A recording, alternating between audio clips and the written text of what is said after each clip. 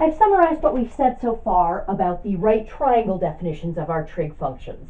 There are actually 6 of them. We're going to define the other 3 in a moment. But for all of these, I can think of the input as being an acute angle in a right triangle. The output is what I'm referring to as a trig ratio. In this case, it's a ratio of side lengths. So we saw that for sine, so I've written out the full name of the trig function here, and then I've written how we would denote it when we're evaluating it at an angle a little to the right. Sine of theta is opposite over hypotenuse, cosine of theta is adjacent over hypotenuse, and tangent of theta is opposite over adjacent. So those are the main 3. The other 3 are just the reciprocals of these. So cosecant, we would write as CSC theta. This is the one where we don't just take the first 3 letters because COS is already taken. That's what we use for cosine. So cosecant is abbreviated CSC. That is defined to be the reciprocal of sine theta, so that it would be the hypotenuse over the opposite side. Secant of theta, there we can go back to just the first 3 letters. That's defined to be the reciprocal of cosine, so that's the hypotenuse over the adjacent. And cotangent, we abbreviate with its first 3 letters, COT, and that's the reciprocal of tangent of theta, and so that's adjacent over opposite. Okay, so I'm going to give you one more to practice on. So let's suppose we've got this lovely right triangle here. This time I'm going to make theta be this angle here. So just be careful. Theta doesn't always have to be in the same position. Let's suppose I know that this side is, let's go with 4 and 10. So this time I've given you the 2 legs. You're going to need to use Pythagoras to find the hypotenuse and then evaluate all 6 of the trig functions for this particular angle. So pause the video, do that. We'll check it back in a moment.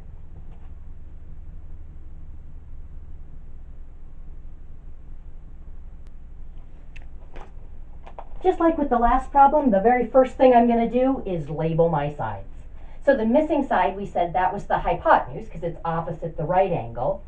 If theta is up here, it opens onto the 4. So 4 is the opposite side, and that means 10 is the adjacent side. So if I want to find the hypotenuse, I'm going to use the Pythagorean Theorem.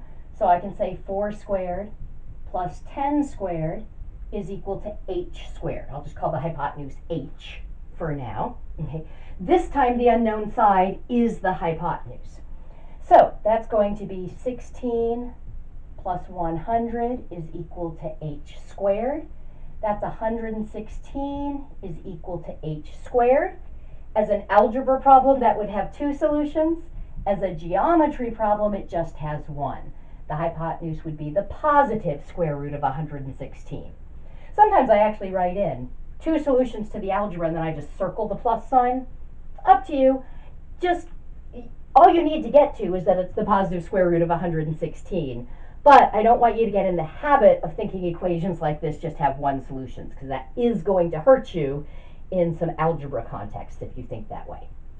All right, I want to see if this can be simplified. Now this is a fairly big number under the radical. What I often do when I have a big number is I just try to factor it as far as I can.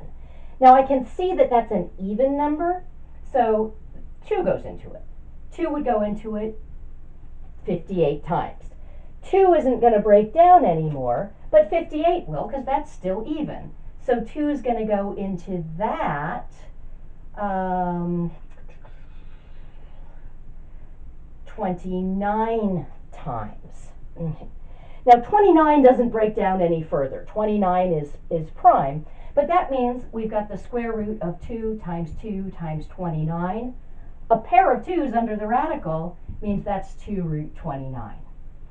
The other thing is you might have noticed that 4 goes into that. That's what 4 is. 4 is 2 squared, so we can pull a 2 out. So our hypotenuse is 2 root 29. Fabulous. Okay, so let's go ahead and find our trig functions.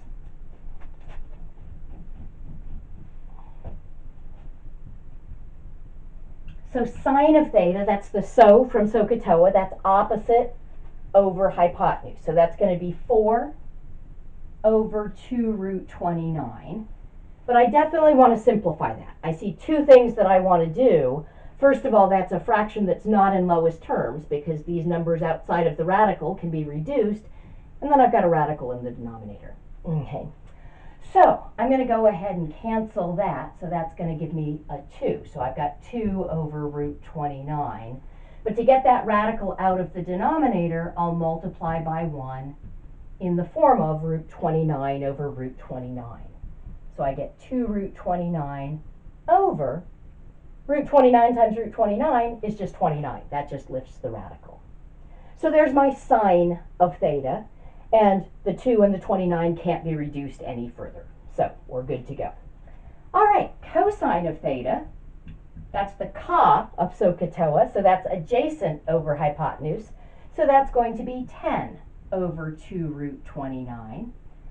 The 10 and the 2 I can reduce to 5 over root 29. And again, I'll multiply by 1 in the form of root 29 over itself to move that radical out of the denominator. So we'll get 5 root 29 over 29. Excellent. Tangent of theta, that's my TOA, so that's going to be opposite over adjacent. That's 4/10. And of course, I'll reduce that to 2/5. Excellent. So now for the three reciprocals. Cosecant of theta, that's the reciprocal of sine of theta. Now, I could come here and flip this, but then I'd be putting that root back in the denominator. It's a whole lot easier to look back over here. We had said before we multiplied by this version of 1, that's all this was right here, is this is just a 1. Before we multiplied by that, we had 2 over root 29. If I take the reciprocal of that, that's root 29 over 2. Okay. So if you've had to rationalize 1 and then you're taking the reciprocal, go back to the version you had before you rationalized the denominator, because when you flip it, that's going to move that denominator out of the, or that radical out of the denominator. All right, secant of theta, we said that's the reciprocal of cosine of theta.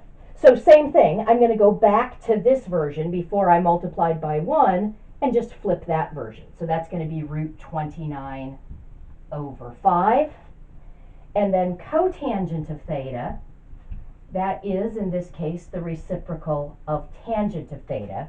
We're going to have to be a little bit careful of that when we get to our circle definitions, because there are going to be times when we expand our definitions where cotangent is defined but tangent isn't. And so this is true whenever both of them are defined, but there are going to be times when one is defined and the other isn't. Okay.